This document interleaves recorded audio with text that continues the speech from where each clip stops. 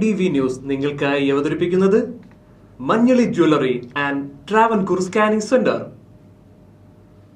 നമസ്കാരം, ADV ന്യൂസിലേക്ക് സ്വാഗതം. 42ാമത് സബ് ജൂനിയർ ബാസ്കറ്റ്ബോൾ ചാമ്പ്യൻഷിപ്പിന് അഞ്ചൽ തുടക്കമായി. പ്രധാന വാർത്തകളിലേക്ക്. കേന്ദ്ര സർക്കാർ നിയന്ത്രണത്തിലുള്ള തപാൽ വകുപ്പിന്റെ ഒഴിവുകൾ റിപ്പോർട്ട് ചെയ്യുന്നില്ലെന്ന ആരോപണം. ഒഴിവുള്ള തസ്തികകളിൽ താൽക്കാലിക ജീവനക്കാരെ നിയമിക്കുകയാണ് എന്നാണ് ആരോപണം.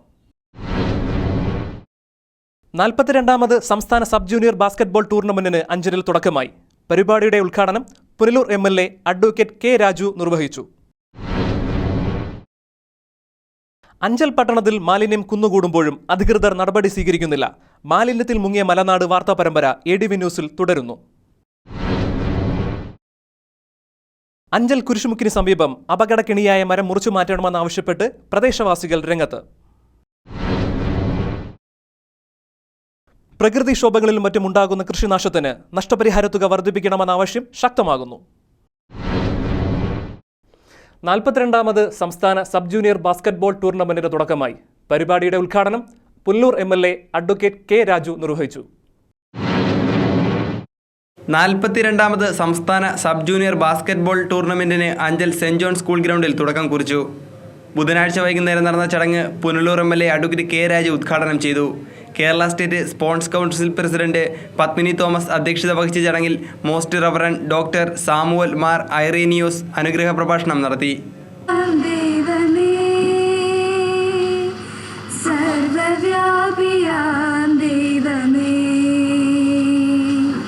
സച്ചിദാനന്ദ ദൈവമേ, സർവരും സദാ വാഴ്ത്തിടും ജ്ഞാനരൂപനാം ദൈവമേ, ജീവസാരമാം ദൈവമേ, ജ്ഞാനരൂപനാം ദൈവമേ, ജീവസാരമാം ദൈവമേ, സ്നേഹസാക്ഷിയാം ദൈവമേ, സർവരും സദാ വാഴ്ത്തിടും.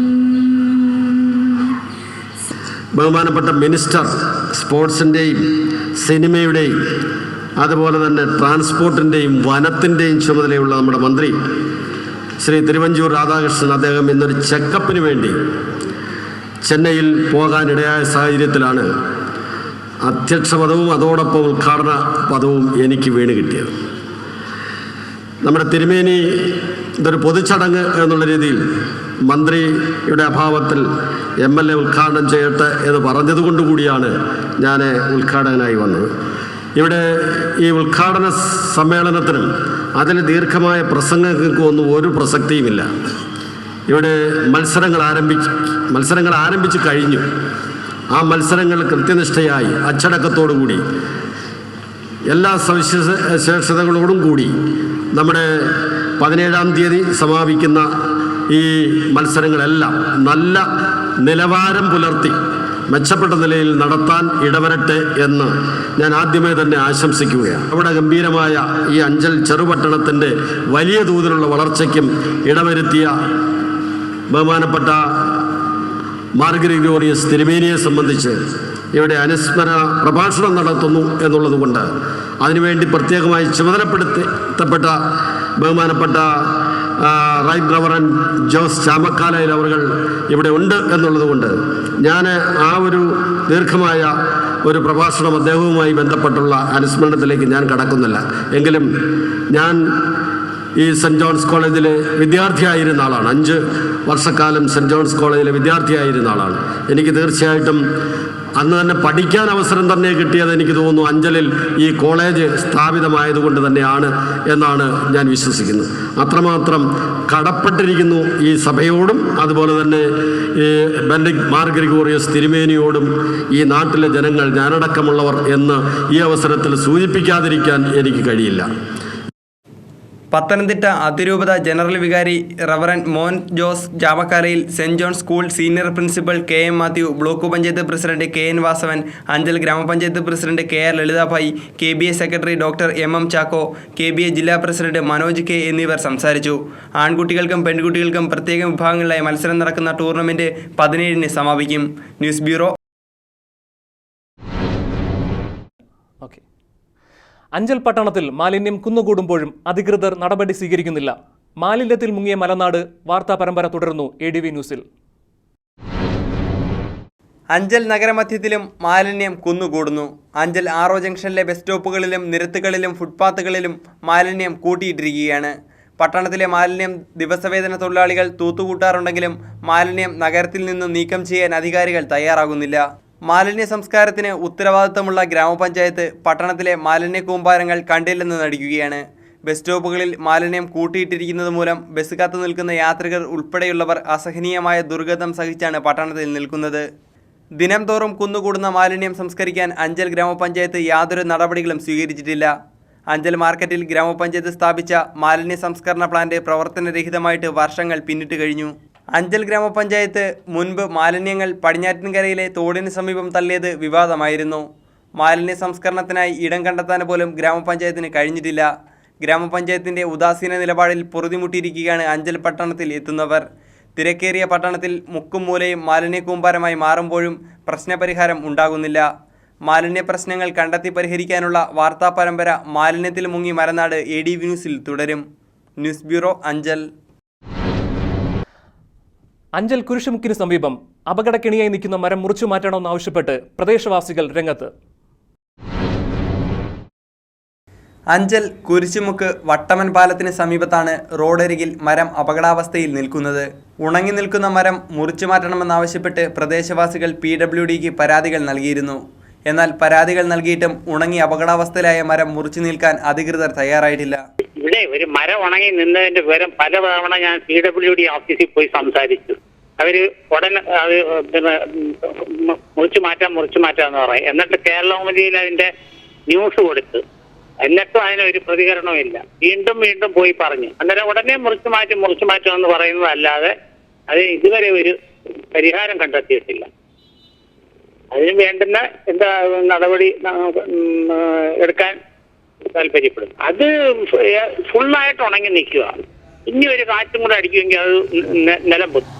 ദിനം തോറും നിരവധി വാഹനങ്ങൾ കടന്നു പോകുന്ന കൊല്ലം കുളത്തൂപ്പുഴ പാതയോരത്ത് സ്ഥിതി ചെയ്യുന്ന ഉണങ്ങിയ വൻമരം ഏത് നിമിഷവും നിലം പതിക്കാം എന്ന അവസ്ഥയിലാണ്.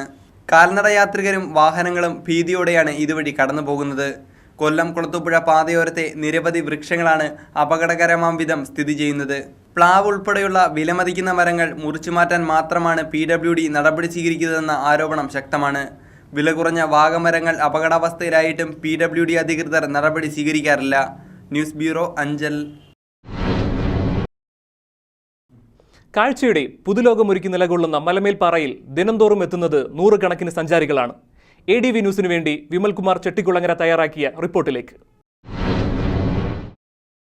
കിഴക്കൻ മേഖലയിലെ പ്രധാന ടൂറിസം കേന്ദ്രമായ മലമേലിൽ ദിനംതോറും എത്തുന്നത് നിരവധി വിനോദസഞ്ചാരികളാണ്. മലയുടെ മുകളിൽ സ്ഥിതി ചെയ്യുന്ന പാറ എന്ന അർത്ഥത്തിലാണ് മലമേൽപ്പാറയ്ക്ക് ഈ സ്ഥലനാമം കൈവരാൻ കാരണം.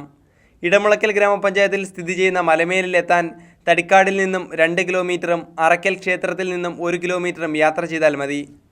ചരിത്രപ്രസിദ്ധമായ ഒരു ക്ഷേത്രം മലമേലിൽ സ്ഥിതി ചെയ്യുന്നുണ്ട്. മഹാവിഷ്ണുവും പരമശിവനുമാണ് ഇവിടുത്തെ പ്രതിഷ്ഠ. സമീപത്തായി ഒരു ചെറു അയ്യപ്പ ക്ഷേത്രവും കാണാം. ഹിന്ദു പുരാണങ്ങളുമായി മലമേലിന് അടുത്ത ബന്ധമുണ്ട്. രാമായണത്തിലെ ഹനുമാൻ ഇവിടെ എത്തിയതായാണ് ഒരു വിശ്വാസം. മലമേലിലെത്തുന്ന സഞ്ചാരികളെ ഏറെ ആകർഷിക്കുന്ന ഒരു ഘടകം ഇവിടുത്തെ വാനരന്മാരാണ്. വാനരപ്പടയുടെ കുസൃതിത്തരങ്ങൾ കാണാനായി മാത്രം ഇവിടെ ആളുകൾ എത്താറുണ്ട്. മലമേലിൽ ആൽമരവും കാഴ്ചയ്ക്ക് കൗതുകമുണർത്തും. പാറയുടെ മുകളിൽ നിന്നുള്ള കാഴ്ച അതിമനോഹരമാണ്.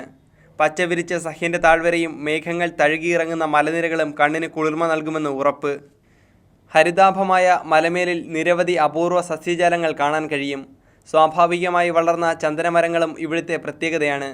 എപ്പോഴും തണുത്ത കാറ്റ് വീശുന്ന പ്രദേശം കൂടിയാണ് മലമേൽ. പുൽത്തൈലം നിർമ്മിക്കാൻ ഉപയോഗിക്കുന്ന പുല്ലും ഇവിടെ ധാരാളമായി കണ്ടുവരുന്നു. മലമേൽപ്പാറയുടെ ടൂറിസം സാധ്യതകളെ പ്രയോജനപ്പെടുത്താനുള്ള തയ്യാറെടുപ്പിലാണ് തദ്ദേശ സ്വയംഭരണ സ്ഥാപനങ്ങൾ.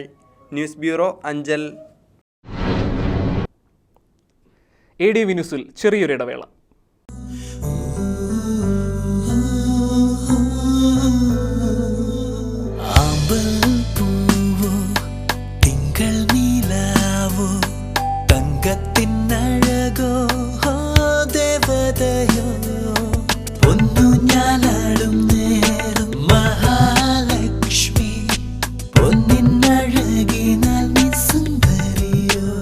ശതമാനം 916 ഹോൾമാർക്ക് പ്യൂരിറ്റിയോടെ Manjali jewellers. Travancore scans and laboratory, doctor Devadas hospital road, Anchal. Anchal പട്ടണത്തിൽ ആദ്യമായി ഡ്രൈ കെമിസ്ട്രി മെത്തേഡിൽ 100% കൃത്യതയാർന്ന റിപ്പോർട്ട്. 10 വർഷത്തിലധികം പരിചയസമ്പന്നരായ ടെക്നീഷ്യന്മാർ. എല്ലാ ലബോറട്ടറി ടെസ്റ്റുകളുടെ റിസൾട്ടുകളും അന്ന് തന്നെ ഇവിടെ നിന്ന് ലഭിക്കുന്നു. തൈറോയ്ഡ് ടെസ്റ്റ് റിപ്പോർട്ടുകൾ 3 മണിക്കൂറിനുള്ളിൽ. റിസൾട്ടിനായി കാത്തിരിപ്പ് ഒഴിവാക്കാനായി SMS വഴി നിങ്ങളുടെ മൊബൈൽ ലഭ്യമാകും. ജപ്പാൻ നിർമ്മിത ട്രൈ ബയോകെമിസ്ട്രി അനലൈസർ, പ്രമുഖ ജപ്പാൻ കമ്പനിയായ ഫിജി ഫിലിമിന്റെ ഫുള്ളി ആട്ടോമേറ്റഡ് അനലൈസർ ഒരു വ്യക്തിയുടെ 28 ടെസ്റ്റുകൾ 20 മിനിറ്റ് കൊണ്ട് റിപ്പോർട്ട് നൽകുന്നു. ഹേമറ്റോളജി ആട്ടോമേറ്റഡ് അനലൈസർ, സ്വീഡൻ നിർമ്മിത അത്യന്താധുനിക ബ്ലഡ് സെൽ കൗണ്ടർ, കുട്ടികളുടെ ഒരു തുള്ളി രക്തം കൊണ്ട് പരിശോധിക്കാൻ പ്രത്യേക സംവിധാനം. Hormone fully automated analyser, Japan നിർമ്മിത fully hormone analyser, HbA1c, micro albumin urea തുടങ്ങിയ ടെസ്റ്റുകളുടെ റിസൾട്ടുകൾ 30 മിനിറ്റിനുള്ളിൽ നൽകുന്നു. ഞങ്ങളുടെ സഹോദര സ്ഥാപനങ്ങൾ Travancore scans and laboratory, Rajani മെഡിക്കൽസിന് സമീപം, കുളത്തൂപ്പുഴ. നാട്ടിൻപുറങ്ങളിലും കാവുകളിലും സർവ്വസാധാരണമായിരുന്ന ചൂരൽ ഇന്ന് അപ്രത്യക്ഷമായിരിക്കുകയാണ്. ഇതോടെ പ്രതിസന്ധിയിലായിരിക്കുകയാണ് ചൂരൽ ഉൽപ്പന്ന മേഖലയുടെ നിർമ്മാതാക്കൾ.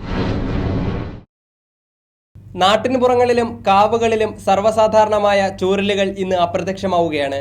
കേരളത്തിൽ ചൂരൽ വനങ്ങളിൽ മാത്രമാണ് ഇന്ന് വ്യാപകമായി കാണുന്നത്. ചൂരൽ ലഭ്യത കേരളത്തിൽ കുറഞ്ഞതോടെ ചൂരൽ ഉൽപ്പന്നങ്ങളുടെ നിർമ്മാണവും സംസ്ഥാനത്ത് താളം തെറ്റി.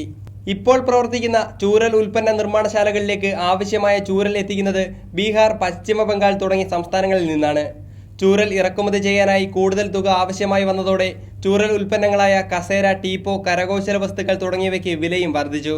സംസ്ഥാനത്തെ വനങ്ങളിൽ ചൂരൽ ലഭ്യമാണെങ്കിലും ചൂരൽ ശേഖരിക്കുവാൻ വനം വകുപ്പ് അനുമതി നൽകാറില്ല. നാട്ടിൻപുറങ്ങളിൽ നിന്നും ചൂരൽ അപ്രത്യക്ഷമായതോടെ അന്യസംസ്ഥാനങ്ങളെ ആശ്രയിച്ചിരിക്കുകയാണ് കേരളത്തിലെ ചൂരൽ ഉൽപ്പന്ന നിർമ്മാണ മേഖല. News bureau, Kulathupuzha. പ്രകൃതിക്ഷോഭങ്ങളിലും മറ്റും ഉണ്ടാകുന്ന കൃഷിനാശത്തിന് നഷ്ടപരിഹാര തുക വർദ്ധിപ്പിക്കണമെന്ന ആവശ്യം ശക്തമാകുന്നു. ശക്തമായ മഴയിലും കാറ്റിലും മറ്റ് പ്രകൃതിക്ഷോഭങ്ങളിലും ഉണ്ടാകുന്ന കൃഷിനാശത്തിന് സർക്കാർ നൽകുന്ന നഷ്ടപരിഹാരം പര്യാപ്തമല്ലെന്നും കൃഷിനാശത്തിന് നൽകുന്ന നഷ്ടപരിഹാര തുക ഉയർത്തണമെന്നുമാണ് കർഷകരുടെ ആവശ്യം. പ്രകൃതിക്ഷോഭങ്ങൾ മൂലമുണ്ടാകുന്ന കൃഷിനാശത്തിന് ലക്ഷങ്ങൾ നഷ്ടം സംഭവിക്കുമ്പോഴും 3000-ഓ 5000-ഓ രൂപ മാത്രമാണ് കർഷകന് നഷ്ടപരിഹാര തുകയായി ലഭിക്കാറുള്ളത്. കൃഷിനാശത്തിനായി സർക്കാർ നൽകുന്ന നഷ്ടപരിഹാര തുക ലഭിക്കാൻ വലിയ കാലതാമസമുണ്ടാകുന്നതായും കർഷകർ പറയുന്നു. കാർഷിക രാജ്യമായ ഇന്ത്യയുടെ കാർഷിക മേഖലയ്ക്ക് അധികൃതർ വേണ്ട പരിഗണന നൽകുന്നില്ല എന്നതിൻ്റെ ഉത്തമ ഉദാഹരണമാണ് കാർഷിക മേഖലയ്ക്കുള്ള നഷ്ടപരിഹാര തുകയിലെ അനിശ്ചിതത്വം. ശക്തമായ കാറ്റിൽ കൃഷിനാശമുണ്ടാകുന്ന കാർഷിക വിളയായ വാഴ, മരച്ചീനി തുടങ്ങിയവയ്ക്കും കൃത്യമായ നഷ്ടപരിഹാര തുക ലഭിക്കാറില്ല. കൃഷിനാശം സംഭവിക്കുമ്പോൾ കാർഷിക വകുപ്പ് അധികൃതർ കൃത്യസമയത്ത് നഷ്ടപരിഹാര തുകയ്ക്കായി തെളിവെടുപ്പിന് എത്താറുമില്ല. നഷ്ടപരിഹാര തുക ലഭിക്കാനായി കർഷകർ സർക്കാർ ഓഫീസുകൾ കയറിയിറങ്ങേണ്ട അവസ്ഥയുമുണ്ട്. വർഷങ്ങൾ പിന്നിടുമ്പോഴാണ് പലർക്കും തുച്ഛമായ നഷ്ടപരിഹാര തുക ലഭിക്കുന്നതും. News bureau, Kulathupuzha. കേന്ദ്ര സർക്കാരിന്റെ നിയന്ത്രണത്തിലുള്ള തപാൽ വകുപ്പിന്റെ ഒഴിവുകൾ റിപ്പോർട്ട് ചെയ്യുന്നില്ലെന്ന ആരോപണം. ഒഴിവുള്ള തസ്തികകളിൽ താൽക്കാലിക ജീവനക്കാരെ നിയമിക്കുകയാണെന്നാണ് ആരോപണം. കേന്ദ്ര സർക്കാർ നിയന്ത്രണത്തിലുള്ള തപാൽ വകുപ്പിൽ സർക്കാർ ഒഴിവുകളിലേക്ക് നിയമനങ്ങൾ നടത്തുന്നില്ല. ഒഴിവ് വരുന്ന തസ്തികകളിലേക്ക് താൽക്കാലിക ജീവനക്കാരെ തിരികെ കയറ്റാനാണ് പോസ്റ്റൽ ഡിപ്പാർട്ട്മെൻറ്റ് ശ്രമിക്കുന്നത്. ദിനം തോറും പ്രസക്തി കുറഞ്ഞു വരുന്ന പോസ്റ്റൽ ഡിപ്പാർട്ട്മെൻറ്റിനെ പുനരുദ്ധരിക്കാൻ സർക്കാർ വേണ്ട നടപടികളും സ്വീകരിക്കുന്നില്ല. താൽക്കാലികക്കാരെ തുച്ഛവരുമാനത്തിന് തിരികെ കയറ്റാനാണ് ഇപ്പോൾ പോസ്റ്റൽ ഡിപ്പാർട്ട്മെൻറ്റ് ചെയ്യുന്നത്. ദിനം തോറും തപാൽ വകുപ്പിനുണ്ടാകുന്ന നഷ്ടത്തിൽ കുറവ് വരുത്താനാണ് താൽക്കാലികക്കാരെ കുറഞ്ഞ വേതനത്തിൽ തിരികെ കയറ്റുന്നത്.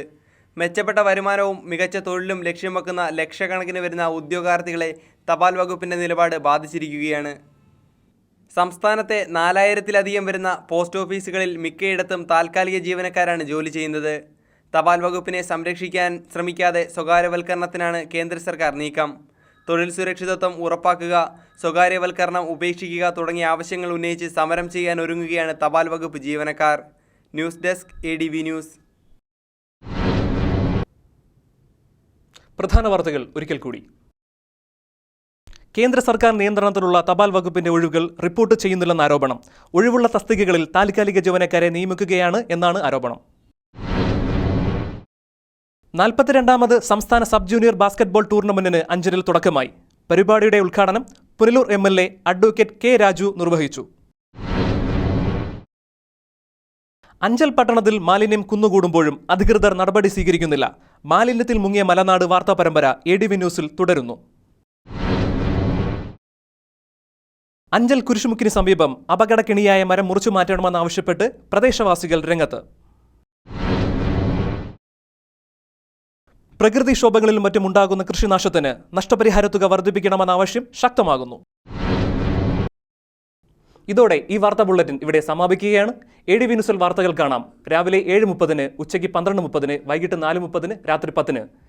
ലോകത്തെവിടെ നിന്നും ADV ന്യൂസ് കാണുവാൻ ഞങ്ങളുടെ YouTube ചാനൽ സന്ദർശിക്കുക. നന്ദി, നമസ്കാരം.